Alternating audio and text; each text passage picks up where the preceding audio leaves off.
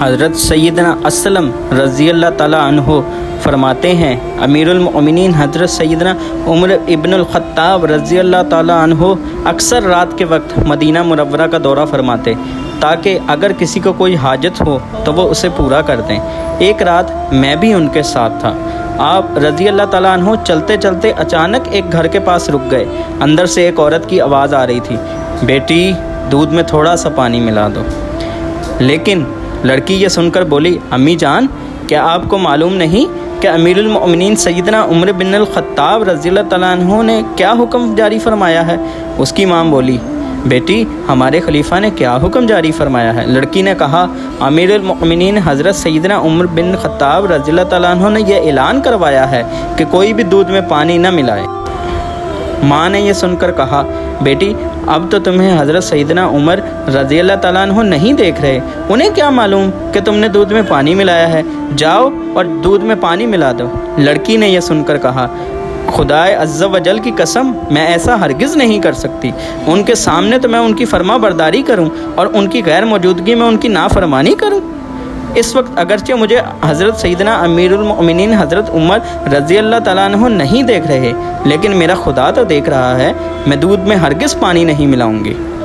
حضرت سیدنا عمر فاروق رضی اللہ تعالیٰ عنہ نے ماں بیٹی کے درمیان ہونے والی تمام گفتگو سن لی۔ آپ رضی اللہ تعالیٰ عنہ نے مجھ سے فرمایا، اے اسلم اس گھر کو اچھی طرح پہچان لو۔ پھر آپ رضی اللہ تعالیٰ عنہ نے ساری رات اسی طرح گلیوں کا دورہ فرمایا۔ جب صبح ہوئی تو مجھے اپنے پاس بلایا اور فرمایا، اے اسلم اس گھر کی طرف جاؤ اور معلوم کرو کہ یہاں کون رہتا ہے، اور یہ بھی معلوم کرو کہ وہ شادی شدہ لڑکی ہے یا کنواری ہے۔ حضرت سیدنا اسلم رضی اللہ تعالیٰ عنہ فرماتے ہیں کہ میں اس گھر کی طرف گیا اور ان کے بارے میں معلومات حاصل کی تو پتہ چلا کہ اس گھر میں ایک بیوہ عورت اور اس کی بیٹی رہتی ہے، اور اس کی بیٹی کی ابھی تک شادی نہیں ہوئی۔ معلومات حاصل کرنے کے بعد حضرت سیدنا عمر رضی اللہ عنہ کے پاس حضرت اسلم واپس آئے اور انہیں ساری تفصیلات بیان فرمائیں۔ آپ رضی اللہ تعالیٰ عنہ نے فرمایا، میرے تمام صاحبزادوں کو میرے پاس جا کر بلا لاؤ۔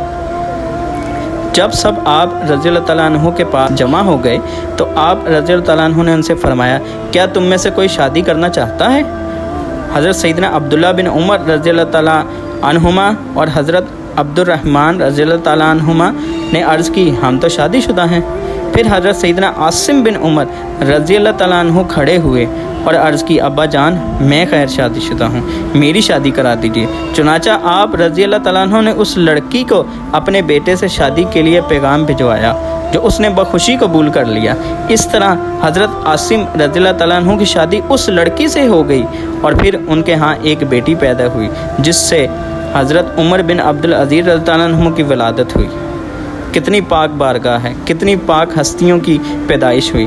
اللہ پاک پر ان کی رحمت ہو اور ان کے صدقے ہماری مغفرت ہو، آمین بجاہ النبی الکریم۔